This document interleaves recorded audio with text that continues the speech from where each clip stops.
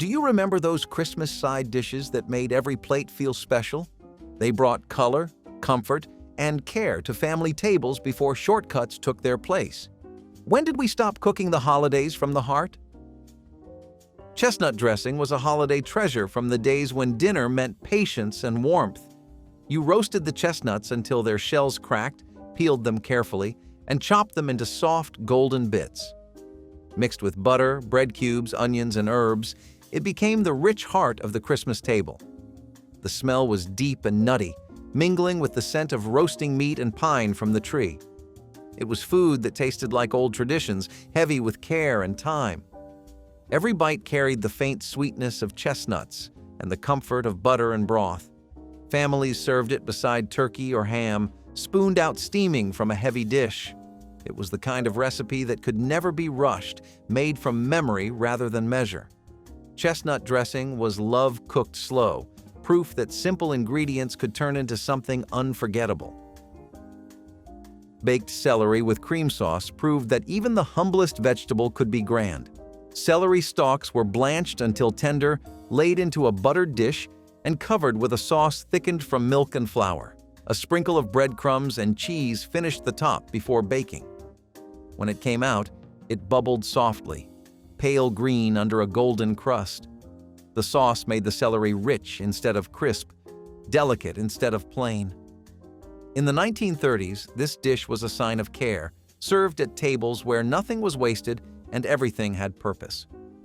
It looked modest, but it tasted luxurious, soft and savory in every bite. For families who could not afford extravagance, baked celery felt like something fine, a small celebration in itself. It turned a kitchen staple into a Christmas memory. Turnip puff was comfort disguised as elegance, a soufflé made from what most would throw away. Boiled turnips were mashed smooth, mixed with butter, eggs, and a hint of sugar, then baked until puffed and golden. The texture was airy, the flavor sweet with an earthy edge. It was the kind of dish you found in post-war cookbooks, teaching families how to make do with grace. Turnip puff stood proudly beside roasts and gravies, its soft top trembling as it left the oven. The scent was gentle but welcoming, like a promise that nothing simple had to be dull. Kids might wrinkle their noses, but one bite often changed their minds. It was humble food dressed for celebration, proving that thrift and taste could share the same table. Turnip puff was the quiet star of forgotten holiday meals. Cranberry-orange congealed salad was color and sparkle on a winter plate. You mixed tart cranberries with orange zest, sugar, and cloves, folding everything into bright red gelatin until it shimmered like stained glass. It chilled in molds shaped like rings, wreaths, or hearts, depending on the occasion. When turned out, it quivered perfectly, cool and festive. Each slice tasted sharp and sweet, a burst of fruit against heavy meats and gravies. The orange gave brightness, the cloves a whisper of spice. It looked fancy, even when made from pantry staples.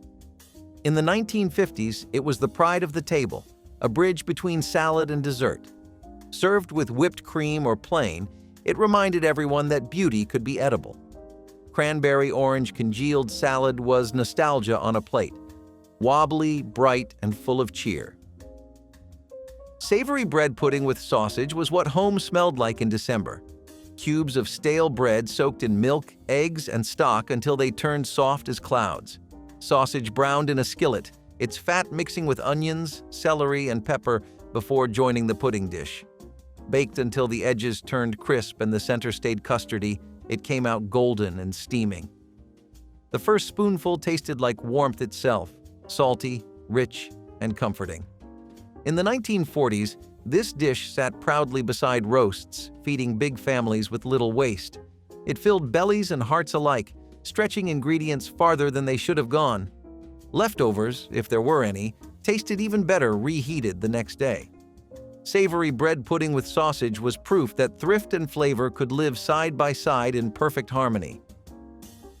Harvard beets brought color and character to the winter table, gleaming like tiny jewels under the soft glow of kitchen light. Sliced thin and simmered in a blend of vinegar, sugar, and butter, they transformed from simple roots into something glossy, fragrant, and unforgettable. The sauce thickened slowly, clinging to each slice in a ruby glaze that shimmered like glass. When spooned onto a plate, their deep red stood out against the pale tones of mashed potatoes and the dark browns of roasts. The flavor was a perfect balance, sweet, tart, and just a little smoky, cutting through heavy gravies with a clean brightness that woke up the palate. They were proof that even the humblest vegetable could taste like luxury when treated with care.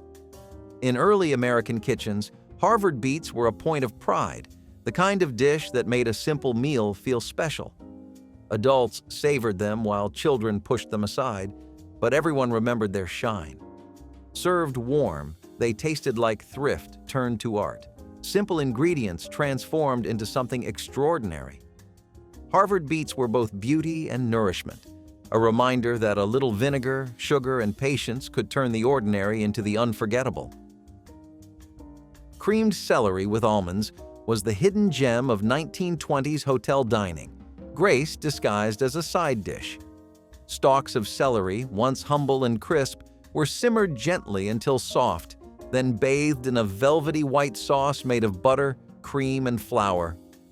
Slivered almonds sprinkled on top added a satisfying crunch that broke through the creaminess. The dish shimmered pale green and ivory, elegant without trying too hard. Served beside roasts or fish, it added quiet sophistication to any table. The scent was light but luxurious, a blend of butter and warmth that drifted through the room. In grand hotels, it was served beneath silver covers. In home kitchens, it arrived in chipped baking dishes. But in both, it meant the same thing: care, taste, and celebration. For Christmas, it offered something different, rich but delicate, indulgent but refined. It was the kind of food that made people sit up a little straighter, even at the family table. Creamed celery with almonds was grace in a casserole dish, a taste of gentility that turned simple ingredients into an unforgettable holiday memory. Parsleyed potatoes were proof that simplicity could sparkle. Small new potatoes were boiled until tender, then rolled through a bath of melted butter until their skins shone. A generous handful of fresh parsley was tossed in at the end, its bright green flecks turning the humble dish into something quietly festive. The scent rose warm and buttery, a gentle promise of comfort that drifted from the kitchen to the table. Each bite was soft, salty, and clean, a small pause between the heavier flavors of gravy and roast. They were never the centerpiece, but they grounded every plate, steady, dependable, and full of quiet charm. Housewives in the 1940s and 1950s loved them for their ease and beauty, a way to make an ordinary dinner feel like a feast. They were served from enamel bowls, steaming and fragrant, a green promise of freshness in the middle of winter. Parsleyed potatoes were the kind of food everyone took for granted until the bowl was empty. Humble, pretty, and timeless, they turned every Christmas meal into something balanced, comforting, and complete. Baked apples with currants were winter's simplest form of sweetness, a dish that turned cold nights into comfort. The apples were cored carefully, hollowed out just enough to hold a spoonful of brown sugar, a pat of butter, and a handful of dried currants. Once placed in the oven, they softened slowly, their skins splitting slightly, the insides melting into syrup. The smell filled the house with spice and caramel, warm and familiar as a wool blanket. When they came out, the syrup pooled at the bottom of the pan, golden and glossy. A spoonful broke the tender skin and revealed the soft, fragrant fruit beneath. It was dessert before dessert, light but full of flavor, rich but never heavy. Families served it plain or with cream, letting its quiet charm speak for itself. The Victorians made it for elegance, Depression-era cooks made it for survival. Yet, no matter the time or reason, it brought the same peace to the table. Baked apples with currants were humble generosity, the kind of dish that asked for little and gave everything. Cornbread dressing with sage was the southern heart of Christmas dinner, a hymn baked golden and fragrant with memory. The cornbread was crumbled into a large bowl, joined by onions, celery, and sage so strong it filled every corner of the house. Warm broth poured over it, turning dry crumbs into something soft and rich. It baked until crisp on the edges and tender in the middle, the surface turning a deep shade of brown. Each bite carried warmth, savory, buttery, and alive with herbs. Long before boxed mixes and shortcuts, this was made by hand, a process passed from mother to daughter, written down in grease-stained notebooks or not at all. No two families made it quite the same, but all swore theirs was best. It wasn't just food, it was belonging, a way of gathering generations through flavor and faith. Cornbread dressing with sage was love served hot, a taste of the South, timeless and sacred. Scalloped cabbage was the farmhouse miracle that turned thrift into comfort and simplicity into celebration. Heads of cabbage were sliced, boiled until soft, then layered into a buttered dish with milk, flour, and crumbs before being baked to perfection. The top browned into a crusty layer, while the inside turned creamy and delicate. The scent that rose from the oven was quiet but comforting, a promise of warmth on a cold day. Each bite blended sweetness, salt, and cream, the humble cabbage transformed into something rich and gentle. It was food born from care, made to stretch what little the pantry offered. Farmers' wives passed it down through generations, teaching that love was measured in time, not luxury. Served beside roast ham or potatoes, it filled the table with modest grace. Scalloped cabbage was the memory of hard winters and soft hearts, a dish that spoke softly but lingered long, reminding everyone that simple food can hold the deepest kind of beauty. Chestnut puree was quiet elegance spooned beside a roast, smooth as velvet and sweet with the memory of smoke. Chestnuts were roasted, peeled, and mashed with butter, cream, and sugar until the mixture turned golden and silken. The flavor was gentle yet complex, nutty, faintly caramel-like, touched with the taste of the fire. Served warm beside turkey or beef, it felt indulgent without needing to show off. In the early 1900s, it graced both grand dining rooms and humble kitchens, a symbol of refinement that still knew how to comfort. The texture mirrored mashed potatoes, but its taste carried winter's heart, soft, rich, and a little nostalgic. It paired beautifully with gravies and roasts, balancing their depth with quiet sweetness. Making it took time and patience, the kind only holidays allowed. Each spoonful felt like celebration itself, simple, elegant, and timeless. Chestnut puree was food for the soul, a forgotten treasure waiting to be remembered. Hominy casserole was golden comfort baked into a dish that smelled like warmth and community. Cooked hominy, soft kernels of corn, was mixed with melted cheese, milk, and butter, then spread into a casserole dish and topped with breadcrumbs for that perfect crunch. When it baked, the top browned beautifully, crisp around the edges, while the inside turned creamy and rich. The scent of butter and corn filled the kitchen, mingling with the smell of coffee, pies, and conversation. It was mild, mellow, and deeply Southern, made for church potlucks, family gatherings, and winter suppers where food meant togetherness. Every scoop held the taste of home, soft and satisfying, with the kind of richness that didn't need dressing up. In the 1950s, dishes like this were passed around on long folding tables under buzzing lights, each one proudly homemade. You could almost hear the laughter echoing off the linoleum floors as plates clinked and stories passed hands. Hominy casserole wasn't fancy, but it didn't have to be. It was food that fed both body and spirit, warm, generous, and impossible to forget. Maple-glazed acorn squash was the kind of side dish that made the kitchen smell like the season itself. The squash was halved, seeds scooped out, and baked until its flesh softened and deepened in color. Then came the glaze. A mix of butter and maple syrup brushed across the top until it shimmered. Back in the oven it went, roasting slowly until the edges caramelized and the centers turned silky. The aroma that filled the air was sweet and woodsy, a hint of maple mixing with the warmth of roasted squash. When pulled from the oven, it gleamed like amber under the light, soft but still holding its shape. Each bite blended savory and sweet, earthy and bright, like a conversation between autumn and winter. It was a dish that needed no decoration, its natural beauty already enough. Served beside roast turkey or ham, it brought balance and warmth to every plate. Maple-glazed acorn squash was nature turned into art, simple, wholesome, and full of comfort, meant to be shared with love. Celery root mash was the quiet elegance of 1970s holiday dining, where French refinement met American practicality. The rough, knobby root, unassuming and pale, hid a tender heart beneath its coarse skin. Peeled, diced, and simmered until soft, it was mashed with butter, cream, and a touch of salt until it turned smooth and velvety. Its flavor was delicate, a balance between potatoes' richness and celery's brightness, earthy but faintly floral.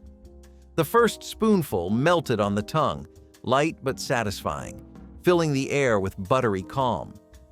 It was served beside roasted duck or beef, bringing refinement without pretense. Magazine spreads of the time praised it as modern, chic, and continental, but beneath its polish lived the same comfort found in any farmhouse mash. Its color was pale ivory, its texture a dream. Every bite felt thoughtful, measured, complete. Celery root mash proved that even the humblest vegetables could become something extraordinary when treated with care, a quiet triumph of simplicity turned sublime. Stuffed prunes wrapped in bacon were the show-stopping little bites of mid-century Christmas tables, sweet, smoky, and rich enough to steal the spotlight from the main course. Each soft, dark prune was carefully filled with a roasted almond or a small cube of cheese, then wrapped snugly in a strip of bacon. As they roasted in the oven, the bacon fat melted into the fruit, the sugar caramelizing to a deep, glossy brown. The kitchen filled with the sound of gentle sizzles and a scent that balanced sweet and savory perfectly. When they came out of the oven, they glistened, sticky and crisp at once, each one a tiny masterpiece of contrast. The salt of the bacon met the syrupy sweetness of the prune, a combination that felt both indulgent and comforting. Served on toothpicks beside roasts or arranged neatly on holiday platters, they disappeared within minutes. Guests reached for them without even realizing it, smiling as they bit into that warm, tender balance of flavors. Once considered elegant, entertaining food, they now survive mostly in memory, tucked into old cookbooks and handwritten recipe cards. Stuffed prunes wrapped in bacon were small luxuries that proved the holidays didn't need extravagance, just creativity, flavor, and love. Spiced red cabbage with apples brought both color and comfort to the Christmas table, glowing jewel-like beside heavier meats and gravies. Thin ribbons of cabbage simmered slowly with sliced apples, vinegar, brown sugar, and a pinch of cloves until soft enough to yield to a fork.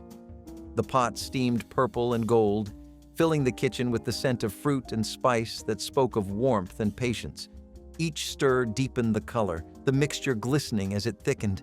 The sweetness of the apples met the tang of the vinegar, a perfect harmony of opposites that brightened every plate it touched. It was a dish of German-American heritage, carried through generations and reimagined in countless kitchens. In the cold of winter, its aroma felt like sunlight in the room. It didn't need grandeur. Its beauty came from its simplicity and honesty. Families made it not because it was fancy, but because it made a meal feel whole. Served steaming beside roast pork or turkey, it turned every dinner into a feast.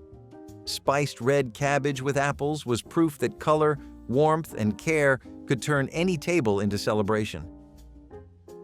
Potato kugel was heritage baked golden, the smell of it alone enough to draw everyone into the kitchen.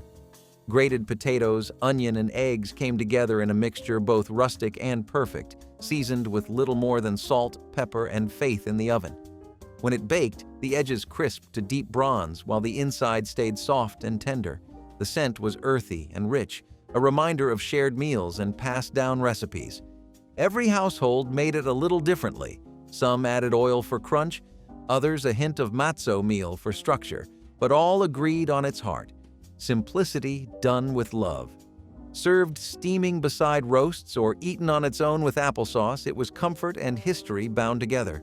The first bite was always the same. Crisp shell, creamy center, warmth spreading through you like memory itself. Brought to America by Jewish families, it became part of mid-century holiday feasts across backgrounds. Potato kugel was more than a side dish. It was legacy turned into nourishment, humble yet proud, timeless as family itself.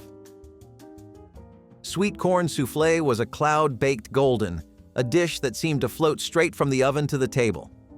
The batter began with creamed corn and butter, thickened slightly, and then folded with whipped egg whites until it shimmered like silk. When it baked, it rose tall and trembling, the edges crisping gently while the center stayed soft and full of steam.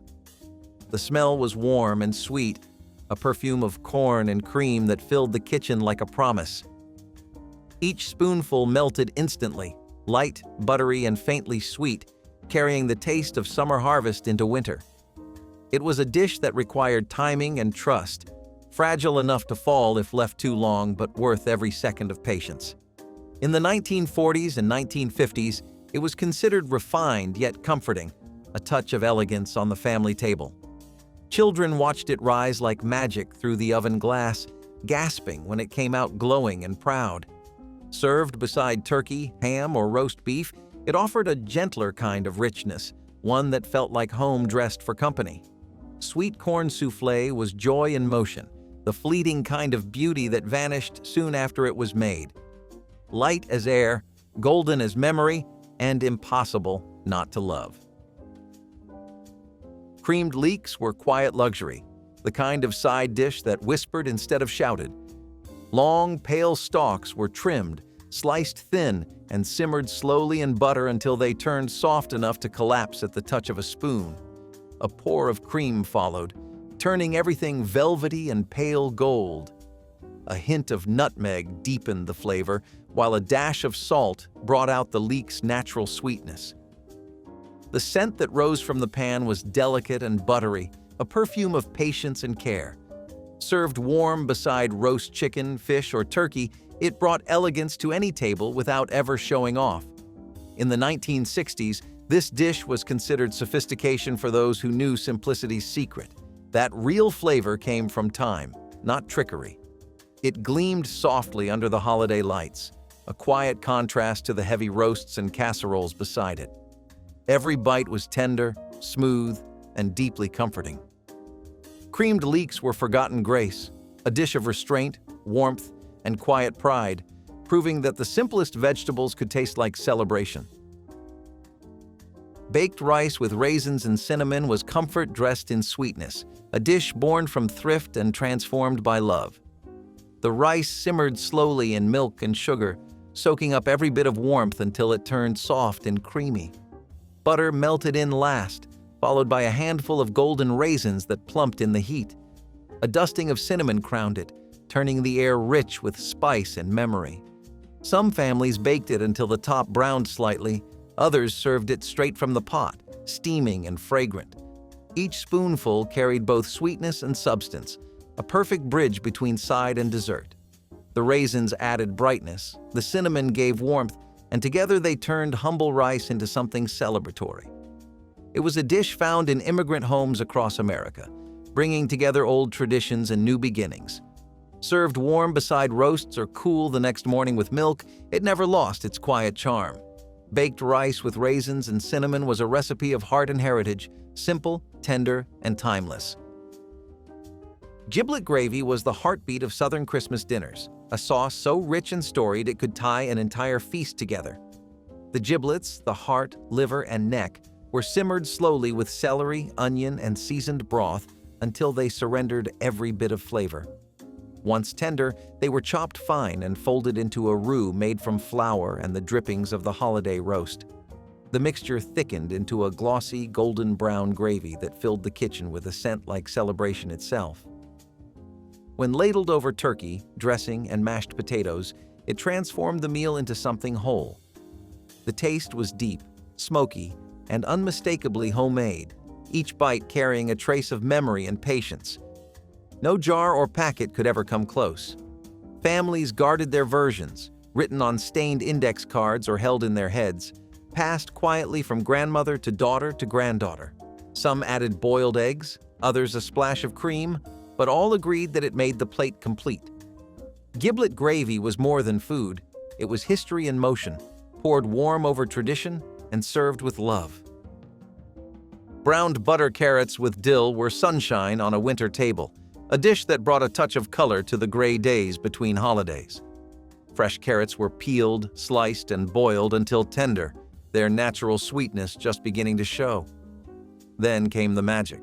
The butter left to brown in a skillet until nutty and fragrant, releasing a smell that felt both warm and indulgent. The carrots were tossed in the bubbling butter, shimmering as they took on that deep golden hue. A scattering of dill finished the dish, green flecks bright against the orange glaze. The taste was balanced and pure, sweet from the carrots, rich from the butter, and lightly herbal from the dill.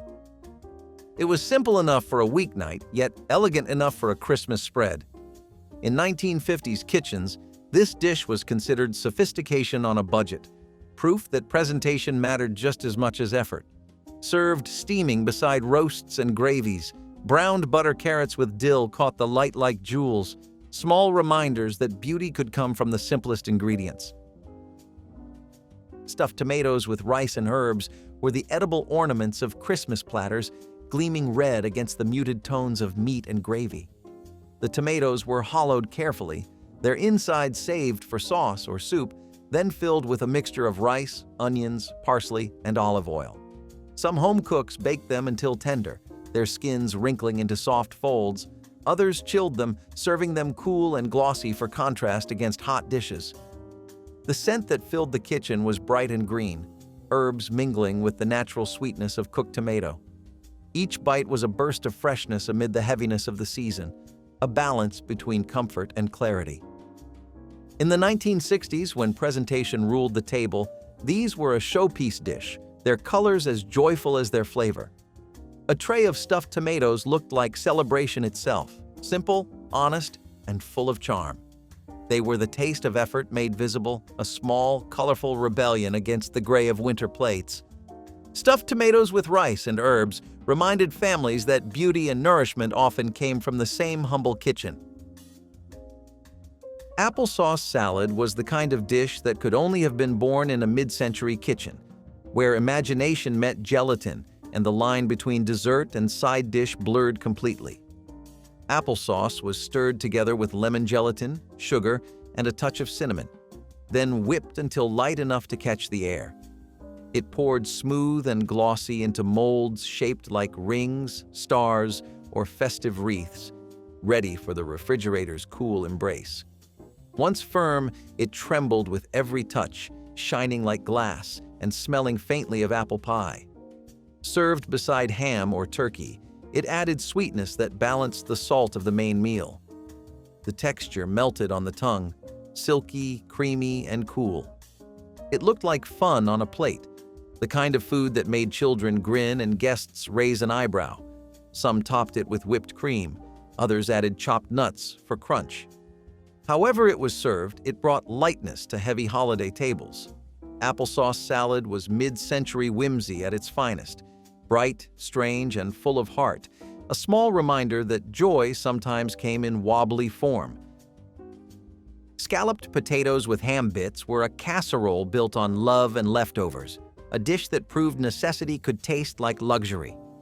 Thin potato slices layered with chopped ham, butter, and cream baked slowly in a deep pan until the top turned golden brown. The smell of smoked ham and melting butter filled the whole house, calling everyone to the table before the timer even rang. Inside, the layers stayed soft and creamy, soaking up the richness from the sauce. It was comfort at its most honest, simple, filling, and quietly indulgent. Born in the 1940s when food was stretched and shared, it made the most of scraps that might have gone to waste. Each bite tasted like thrift wrapped in warmth, the kind of meal that asked for seconds every time. It fed families, eased worries, and carried the calm of something dependable.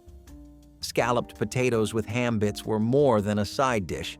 They were a history lesson baked in cream, still whispering of gratitude with every forkful. Baked lima beans with molasses were the taste of winter's patience and the promise of comfort in a slow oven's glow. Dry lima beans soaked overnight before being simmered and baked long with molasses, brown sugar, mustard, and salt pork. The sauce thickened into something dark and glossy, sweet with a bite of smoke. The smell filled the kitchen for hours, rich and steady, wrapping around everything like warmth itself. Each spoonful carried both sweetness and depth, the beans soft and tender but never mushy. Served beside slices of ham or roasted turkey, they added a deep caramel tone that made every bite feel whole. In old households, this was a dish for both celebration and endurance, food that required time and rewarded it. Nothing about it was fast, yet nothing about it was wasted. It was humble, hearty, and proud, the kind of recipe that reminded people why they cooked in the first place. Baked lima beans with molasses were working people's treasure. Simple, soulful, and rich in the ways that mattered most. Creamed carrots and peas were the quiet beauty of Christmas dinner, the kind of dish that filled the table with warmth without ever asking for attention. Fresh carrots were sliced thin, peas shelled or poured from a can, and both simmered gently in butter until soft enough to yield under a spoon. A splash of milk turned the mix silky, and a spoonful of flour thickened it into a smooth, glossy sauce that clung to every bite. The sweetness of the peas balanced the earthy calm of the carrots, the two melting together in soft harmony. The scent that rose from the pot was gentle and homely, sweet, buttery, and full of patience. It was the side that stood quietly beside grander dishes, yet no plate ever looked complete without it. Children loved its mildness, adults, its nostalgia. In the 1950s and 1960s, it was a staple of Christmas tables across the country, a simple sign of comfort and care. Creamed carrots and peas were food made with kindness, meant to soothe and steady, never to impress. It was the flavor of family, familiar, forgiving, and always enough. Pickled peach halves were the southern table's burst of sunshine in the midst of a rich holiday meal. Whether made from fresh fruit or canned, the peaches were simmered gently in a syrup of vinegar, sugar, and whole cloves until the kitchen smelled like warmth and spice. When cooled, they glistened like amber jewels, their color glowing against the pale slices of roasted ham beside them. Each bite mixed sweetness and tang, the sharpness of the vinegar meeting the natural nectar of the peach in perfect harmony. The cloves gave them depth, a whisper of holiday perfume that lingered long after the first taste. They were as much decoration as they were food, their golden color brightening heavy winter plates. Grandmothers made them weeks in advance, sealing the jars carefully and saving them for the Christmas meal. Served chilled, they offered balance and beauty to the table, the kind of side dish that made guests pause and smile. Pickled peach halves were Southern grace in edible form, sweet, spiced, and impossible to forget. Prune whip salad was a dessert that thought it was a side dish, a cloud of sweetness once found on polished glass tables at Christmas gatherings. The prunes were simmered until soft, pureed until smooth, and whipped into stiff egg whites with sugar until the mixture shone. Light as air and the color of cocoa, it chilled in the refrigerator until firm and ready to serve. A spoonful revealed its softness, trembling slightly before melting on the tongue. Its flavor was deep, dark, and sweet, caramel, fruit, and memory all at once. Some cooks added chopped walnuts for texture, others a crown of whipped cream for elegance. It looked like something from another time, more delicate than any pudding, more humble than any cake. On Christmas tables, it sat between salads and desserts, unsure where it belonged but loved all the same. Prune whip salad was the taste of another generation, graceful, thrifty, and full of quiet joy, a whisper from the past that still deserves a place at the holiday feast. Sugar-cured country ham biscuits were the kind of holiday snack that tasted like welcome itself. The rolls were soft and warm, baked golden and split open to hold thin slices of sweet, smoky ham. Brown sugar or honey glaze gave the meat its signature shine and flavor, and a touch of mustard added bite. They were passed around at church socials, candlelight suppers, and long nights of storytelling by the fire. Small enough for children's hands, hearty enough for working men, they turned gatherings into something more than meals. The smell alone could draw people from the next room. But as fast food and catering replaced homemade trays, Those tender biscuits slipped out of Christmas tradition. Their taste lingers only in memory now, wrapped in wax paper and love. Party loaves were a pretty colorful addition to the holiday menus during the 20th century, especially around the 1907s. They were really detailed, and you had to have a knack for presentation if you were trying to take one on. It involved so much layering with multiple different sandwich fillings and spread between these thin slices of bread that would then be shaped into a loaf. Don't even get me started on the whole frosting it with cream cheese thing. Basically, if you ever wanted to show off and flex your ability to make a dish look pretty and taste good, this was what you would make. Come to think of it, that's pretty on brand for the 1970s, which was probably one of the most prolific decades in American history. It felt like everything was about the glitz and glamour and showing off in creative and colorful ways. A party loaf had a bread base with horizontally sliced bread, and it was most common to use light rye bread. You could also use different colored loaves to achieve even more flair with your presentation. Not that the dish really needed it. Let's get to the fillings, because there's a lot to talk about here. There's egg salad, ham salad, tuna salad, pimento cheese, chicken salad, and a lot more. People would even use dills, olives, pickles, and all kinds of herbs mixed in with this. The frosting of the loaf was entirely built around whipped cream cheese, and some recipes even asked you to use food coloring to follow party themes or explore some holiday decor. It was an extremely colorful dish, and the best part was that the food coloring was probably the most artificial thing about it. Everything it did with its looks, it managed using natural ingredients that were simply arranged in a pretty innovative way. Plus, a lot of holiday feasts and Christmas parties began to follow distinct themes during the 1970s, which meant that there was more of a focus on food presentation than there ever had been in the past. So with all that going for it, why would something like this fade into obscurity? Well, the thing is that the rich, mayo-based filling and all the emphasis on cream cheese didn't align with the changing tastes of the time.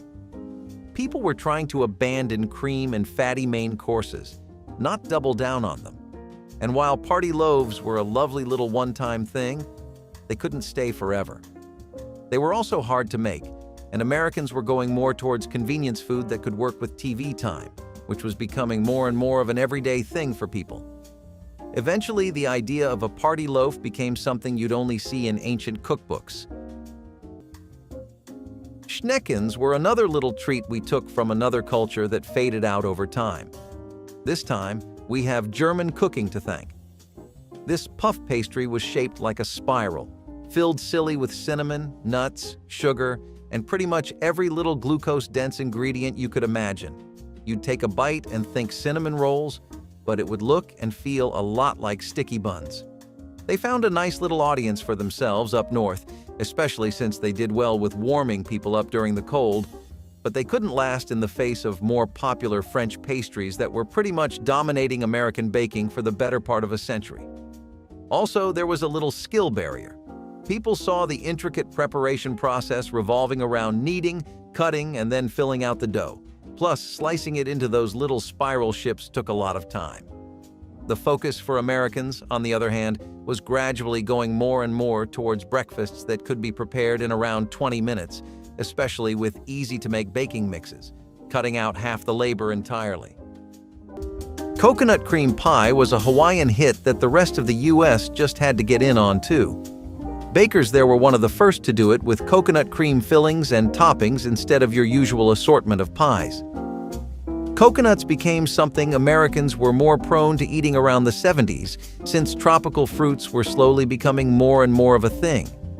When something is the new hot thing in town, businesses will naturally see where they can start making their buck in the middle of all of it.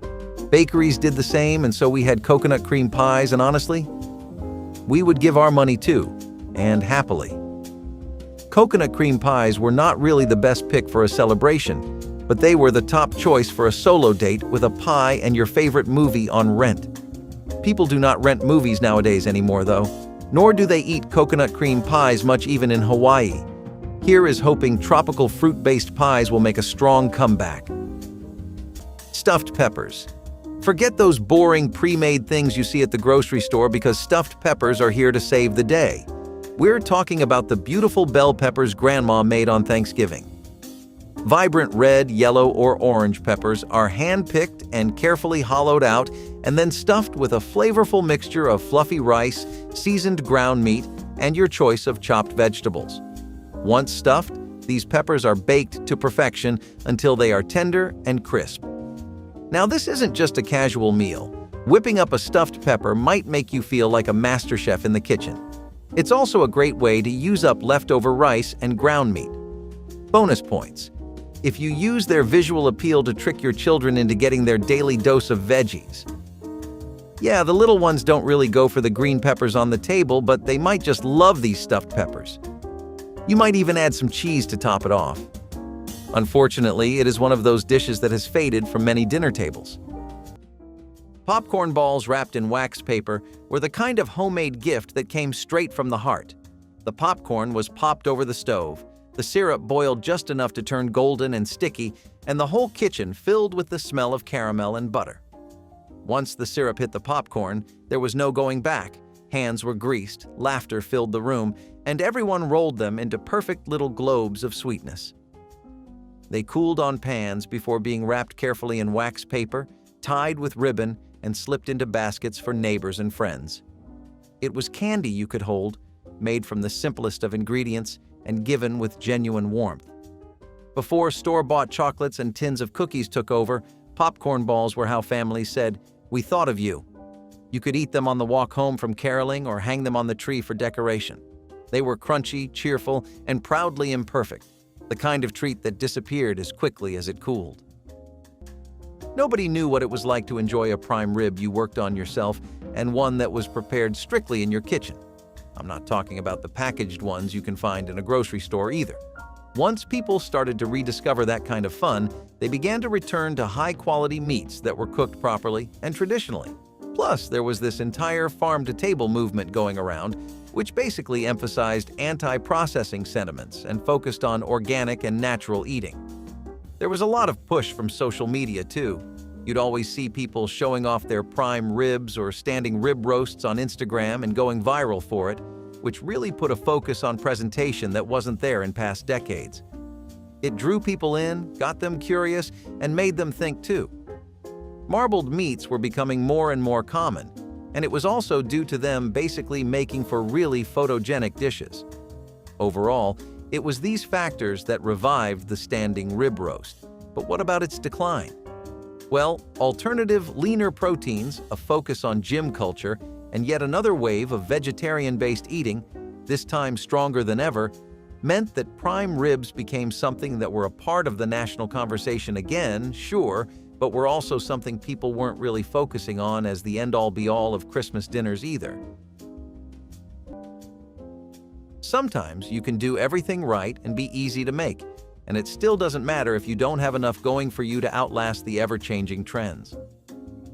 Tea eggs are another unfortunate example of that, but they were good for what they were and how long they lasted.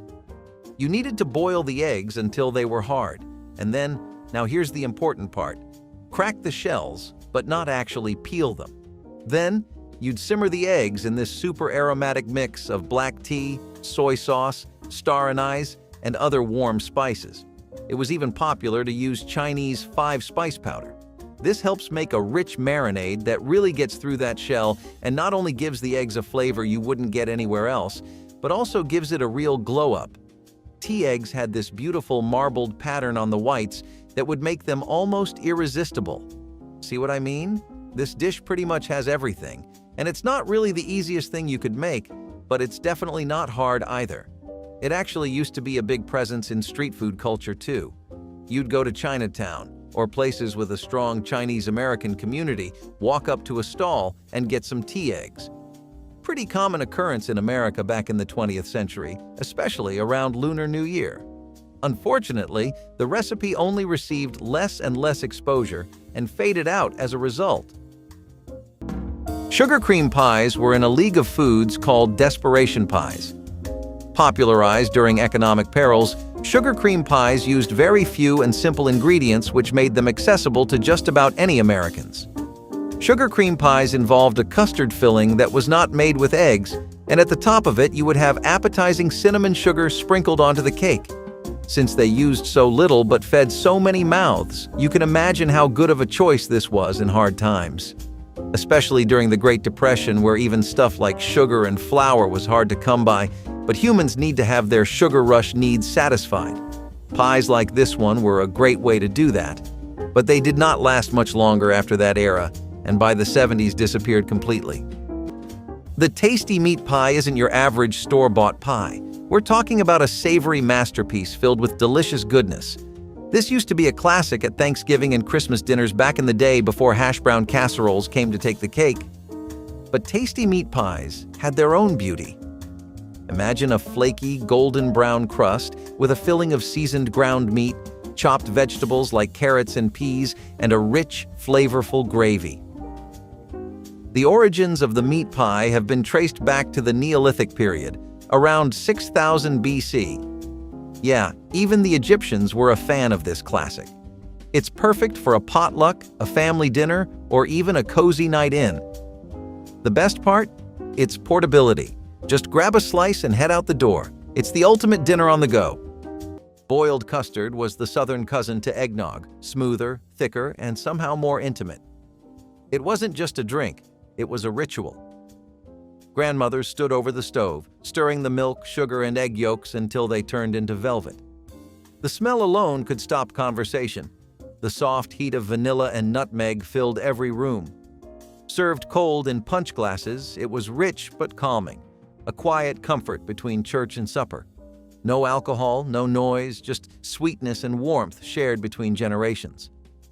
Children loved it, adults cherished it, and it always meant Christmas was truly here. When cartons of store-bought eggnog appeared, the boiled custard faded quietly away. Yet those who remember it know no bottle can ever hold that kind of love. Cranberry wild rice pilaf was a hallmark of many 1990s Christmas that people enjoyed. It became the perfect side dish for things like Christmas and Thanksgiving, especially towards the middle part of the decade. You can pretty much credit its success to a lot of the shifts we've discussed so far. Americans want to explore tastes outside of their country. Then you start to mix in the need for healthier eating amongst a sea of rising medical concerns as well as economic costs, and you start to see why things like this were taking over ham, beef, and duck.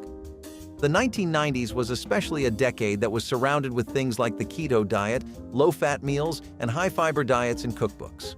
Wild rice was preferred over the typical white rice as a superior grain thanks to the many nutritional benefits that come with it.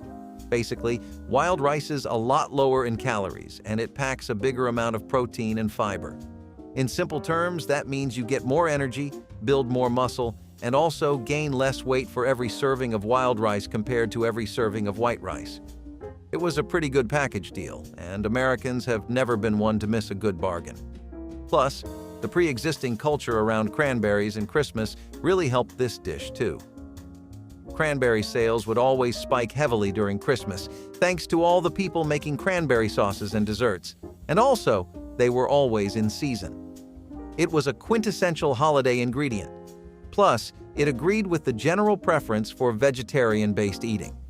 Cranberry wild rice pilaf fit perfectly into all sorts of greener diets, and it was very easy to make, especially in large batches. The thing is, though, so far I've only discussed practical benefits. Sure, it's a dish that's got a lot of utility, but it needs taste and star power to really keep itself going.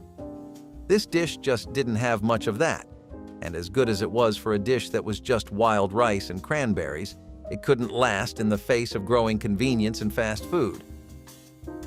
Real quick, if you're loving this content as much as we loved making it, hit subscribe to stay connected and help us reach even more amazing folks like you.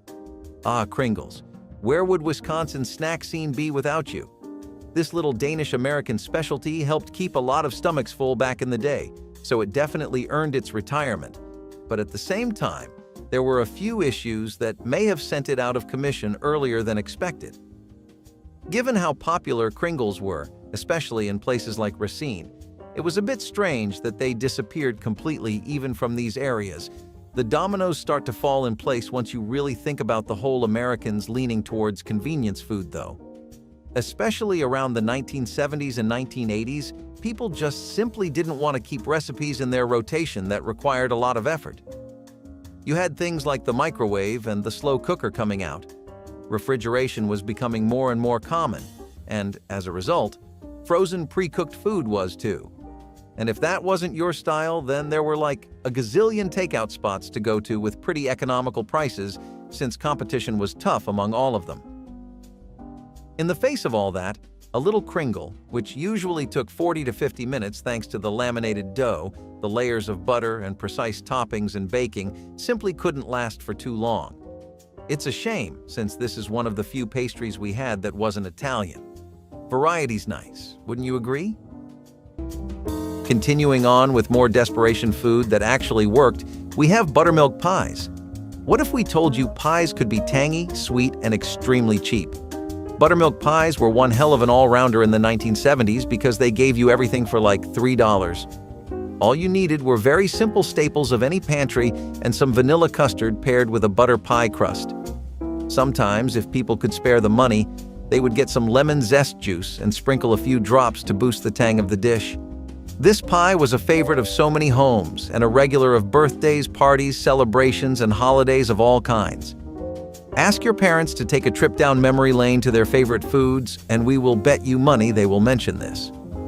When times got much better, people made fancier and more complex versions of this pie, but the OG still stands on its own 2 feet, even if it is gone now. Now, Swiss steak is like a warm hug from the past. This dish is all about slow-cooked, fall-apart tender beef bathed in a tangy tomato sauce. Think slow cooker vibes, but way before slow cookers were even a thing. Now, the Swiss steak is all about patience.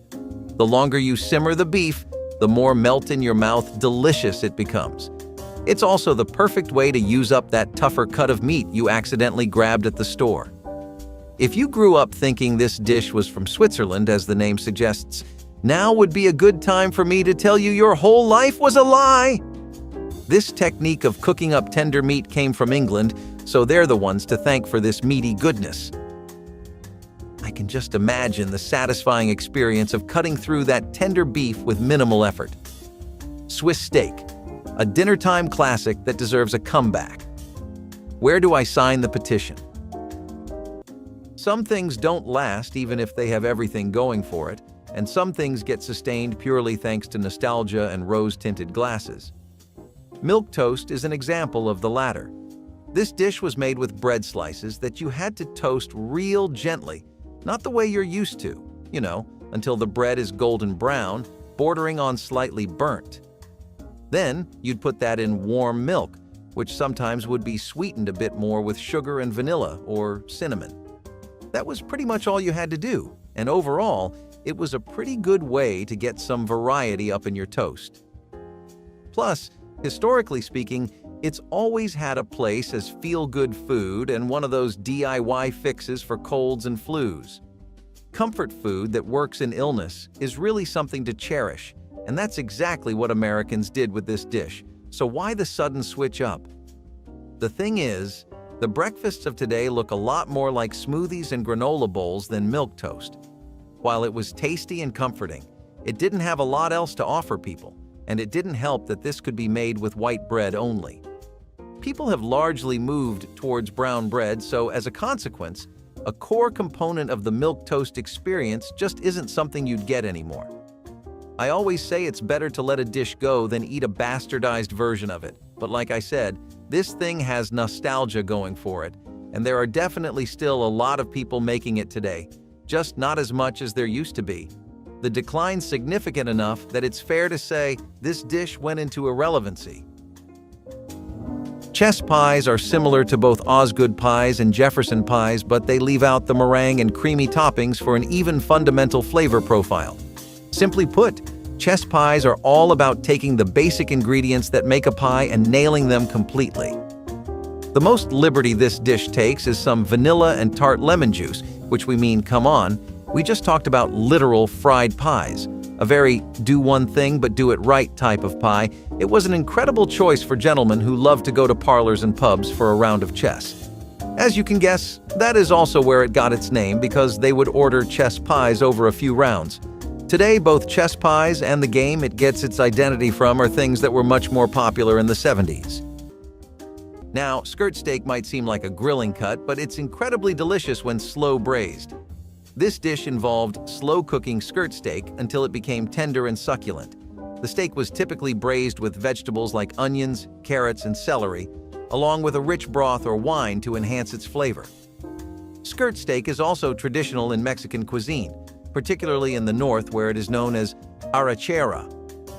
Braised skirt steak was often served with mashed potatoes or crusty bread to soak up the delicious sauce. This dish was a hit at sophisticated restaurants, but that doesn't mean your grandma couldn't whip it up. They're the best chefs after all. Go dust off some old cookbooks and you'll find a traditional recipe that won't disappoint. It's still a dish that's perfect for a cozy night in, a family gathering, or simply when you crave a warm and comforting meal. Molasses taffy pulls were pure holiday fun before screens and schedules replaced togetherness. Families would gather in warm kitchens, rolling up their sleeves to stretch ropes of dark, sticky candy until it turned pale and glossy. The air was filled with laughter, steam, and the faint scent of burnt sugar. Children's hands got sticky, adults shared stories, and the night went by without anyone checking a clock. Once cooled and cut, the candy was wrapped in paper, a small, sweet prize for effort and patience. It wasn't just about the candy, it was about making something together. Those evenings built memories that lasted longer than any dessert. Today, few people even know how to make molasses taffy, but its legacy remains a symbol of the simple joy of doing things by hand. Molasses taffy pulls were pure holiday fun before screens and schedules replaced togetherness. Families would gather in warm kitchens, rolling up their sleeves to stretch ropes of dark, sticky candy until it turned pale and glossy. The air was filled with laughter, steam, and the faint scent of burnt sugar. Children's hands got sticky, adults shared stories, and the night went by without anyone checking a clock. Once cooled and cut, the candy was wrapped in paper, a small, sweet prize for effort and patience. It wasn't just about the candy, it was about making something together. Those evenings built memories that lasted longer than any dessert. Today, few people even know how to make molasses taffy, but its legacy remains a symbol of the simple joy of doing things by hand. Glazed country ham with cloves and pineapple rings was the king of mid-century Christmas dinners. It arrived at the table shining like gold, sweet glaze bubbling at the edges, the scent of sugar and smoke filling every corner of the house. Mothers would press whole cloves into the scored surface before covering it with pineapple rings that baked until caramelized. It was simple, showy, and proud, the kind of meal that said you'd made it through another year with something worth sharing. Families would carve it slowly, slices steaming, as laughter and conversation filled the air. The sticky crust and salty meat made the perfect contrast, a blend of celebration and hard-earned comfort. It was a meal you could count on, sturdy and satisfying. When turkey took the spotlight, this beautiful relic faded away, tucked behind modern menus and calorie counts. But in the glow of memory, the ham still glistens, waiting to be remembered. Good thing we mentioned beauty, since a tunnel fudge cake is a great example of a cake one simply cannot pass up on. Not in the same elegant and aesthetic way as a Watergate, but in a way that awakens your primal desires to consume food. A good, freshly baked tunnel of fudge could send people into a daze where their bank balance did not matter. Of course, there would be the little voices in the back of a person's head saying, "You don't need all of that," but the delicious chocolate aroma would take care of those pretty quick. Entirely a chocolate cake down to the last crumb, with a sweet choco fudge on the inside and a thick glaze on the outside. This was the dream. Bundt cakes like this one were already popular in the 70s, but the tunnel of fudge took the spotlight, but not for too long. As a few decades went by, these cakes became very outdated. Chicken fried steak. This classic is long gone but never forgotten. This one's pretty easy to make too. All you need is a chicken steak dredged in a seasoned flour mixture, dipped in a wet batter, and finally coated in a crispy breading. Fry till it's golden brown for the perfect dinner that'll leave you wanting more. Chicken fried steak is typically served with a creamy gravy for dipping, along with mashed potatoes and vegetables for a complete and oh-so-satisfying meal. It is basically American, and the yassified version of the Austrian dish Wiener Schnitzel, and the Italian dish Cotoletta alla Milanese. Fancy names, but the same old fried chicken steak. Now I know what you're thinking. Why did this crispy golden goodness leave us too soon? Well, you can trick yourself all you want, but it's not the healthiest dinner out there. But hey, having a fried steak once in a while can't do much harm, right? Just be prepared for some finger-licking good action. This dish is messy, but in the best way possible. Comment your favorite forgotten side and hit like and subscribe to keep the memories cooking.